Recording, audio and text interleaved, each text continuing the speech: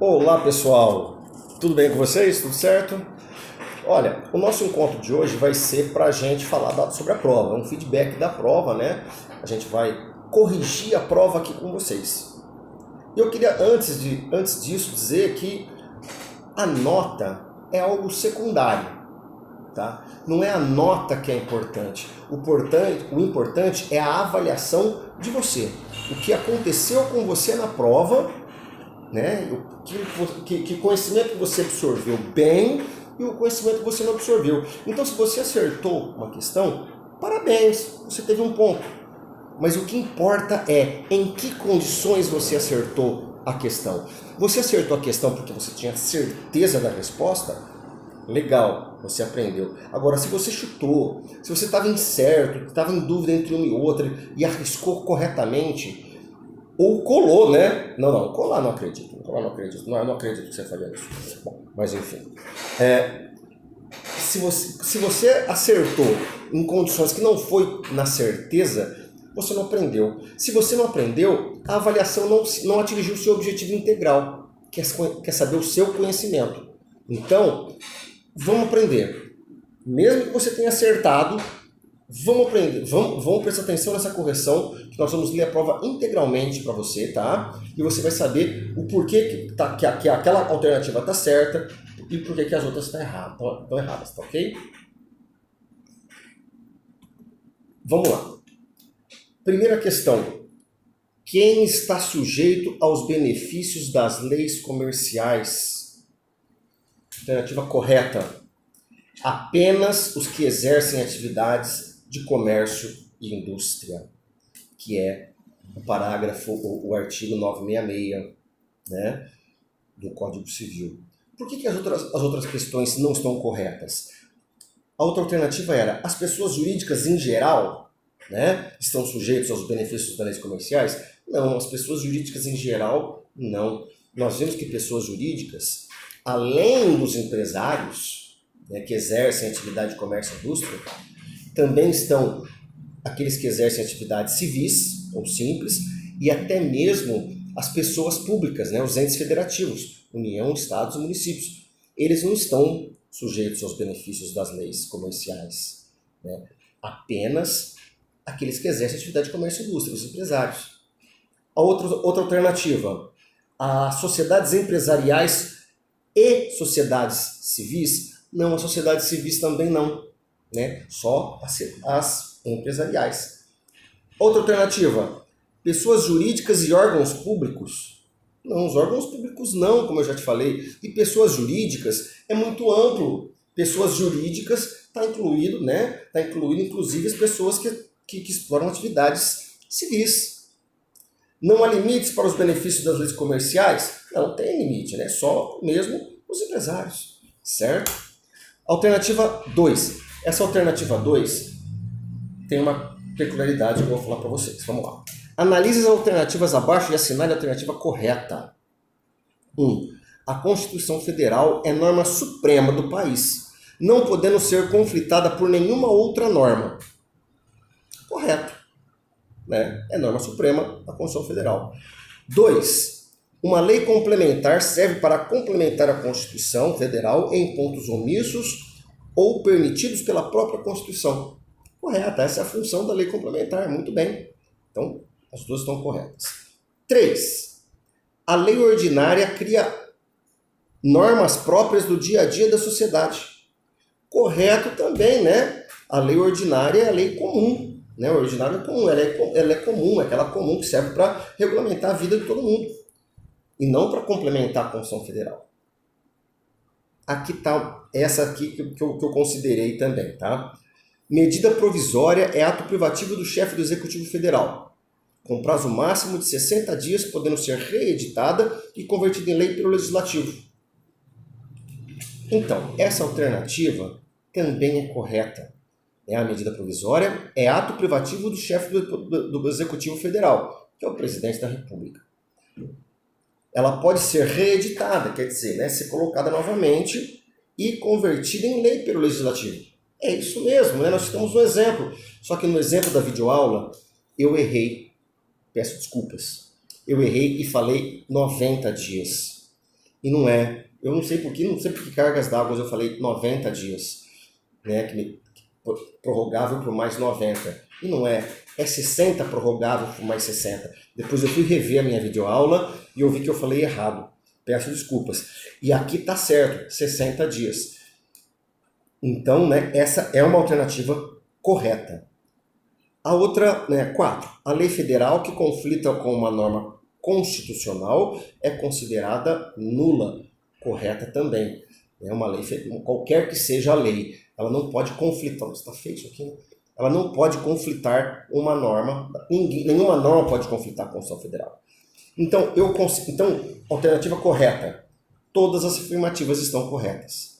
Só que como teve esse conflito, né, de eu falar que a lei complementar, que a medida provisória era de 90 dias, prorrogar por mais 90, e aqui está 60, e o correto é 60, teve muita gente que colocou, né, que apenas uma alternativa está incorreta.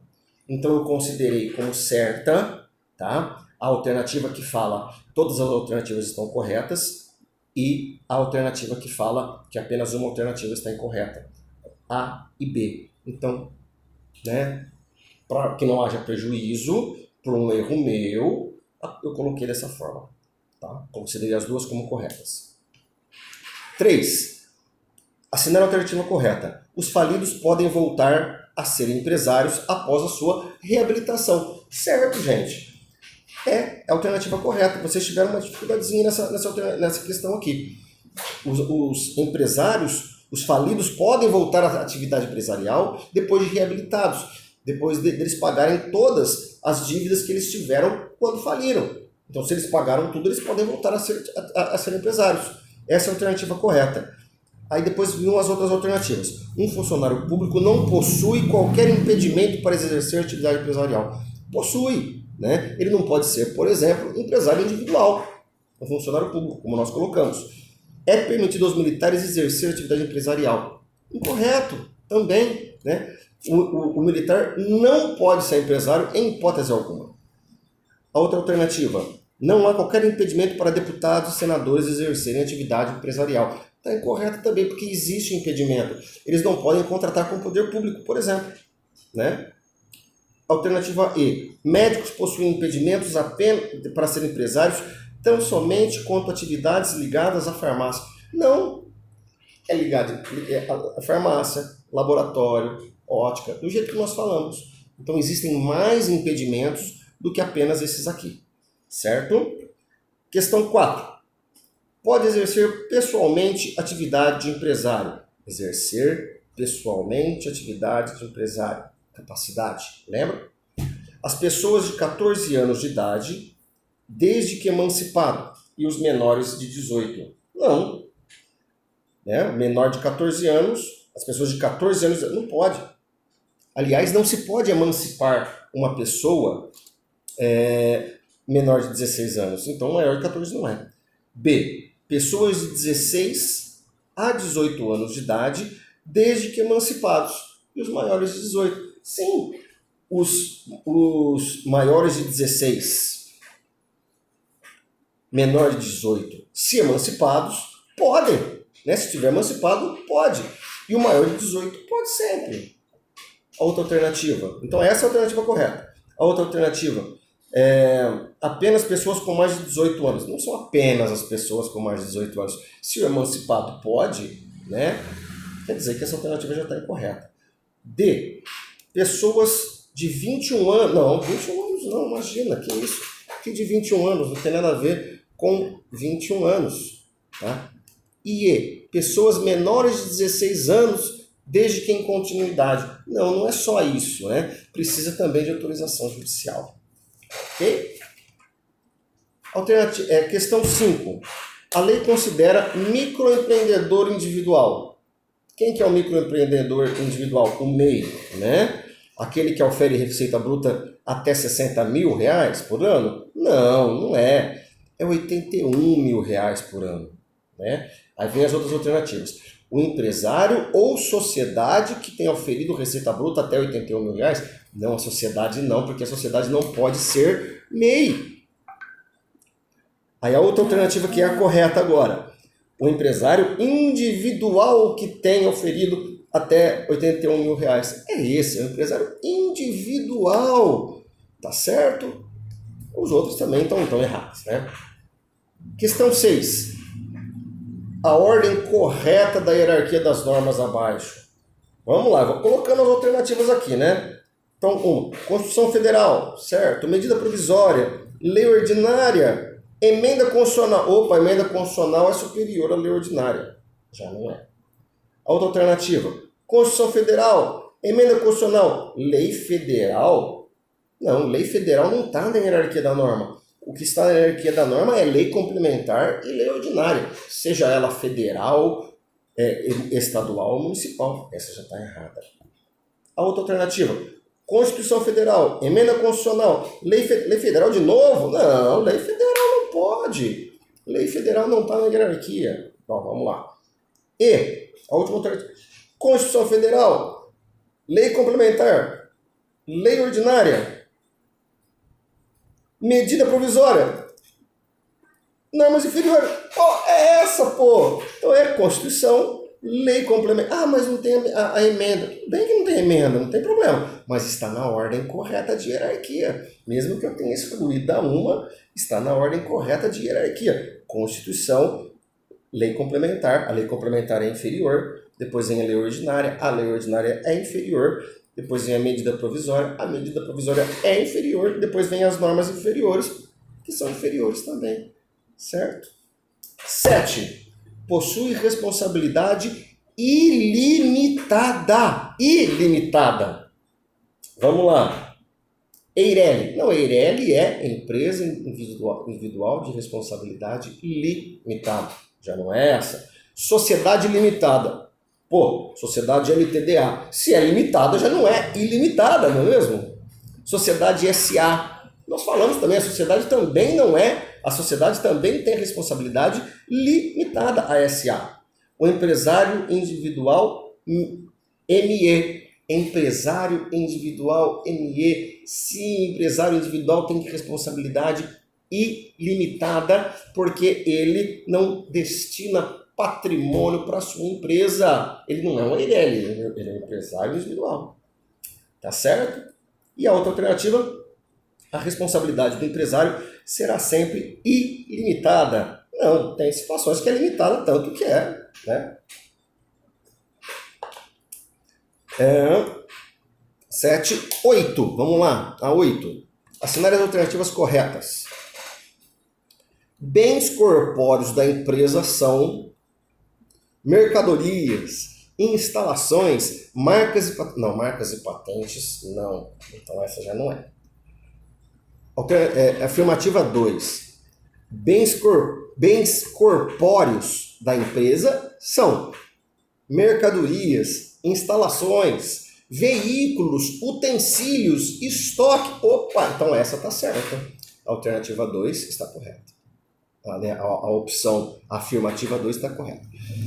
3. Bens incorpóreos são marcas, legal, patentes, ponto comercial. Sim, lembra que nós falamos do ponto comercial, que o ponto comercial é incorpóreo. O ponto comercial não é um lugar. O ponto comercial é uma situação da empresa, né? É o prestígio dela, então é incorpóreo. 4. Bens incorpóreos da empresa são marcas, sim, patentes, invenções e o prédio comercial. Prédio comercial não. Prédio comercial é bem corpóreo, certo? Maravilha.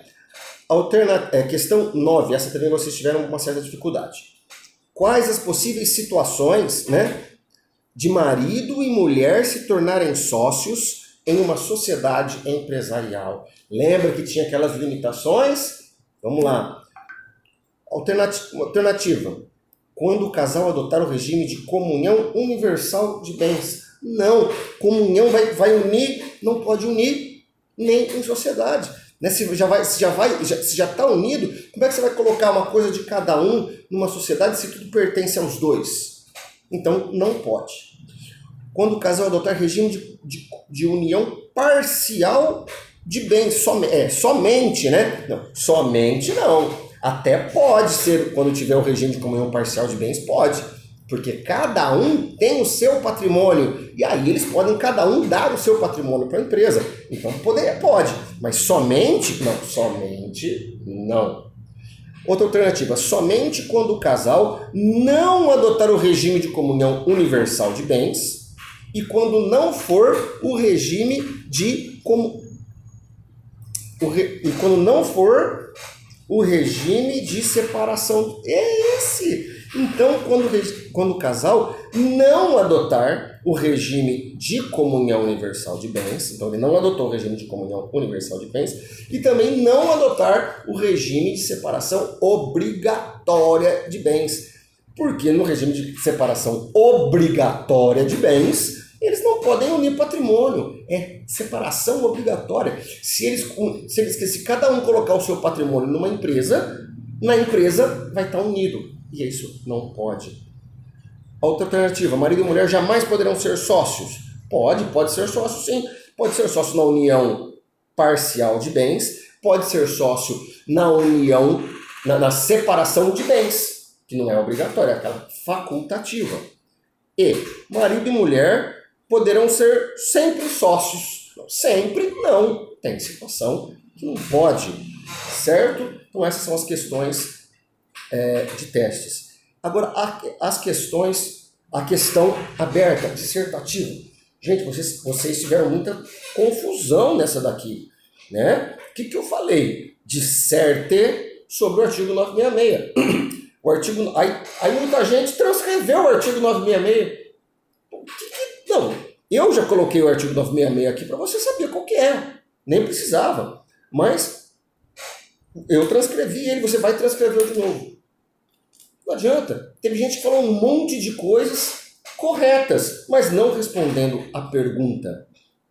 O que eu queria saber é sobre o artigo 966, sobre os requisitos para se considerar uma pessoa empresária, né? Então você tinha que falar que é aquela pessoa que exerce atividade de circulação de bens ou serviços, explicar o que é isso.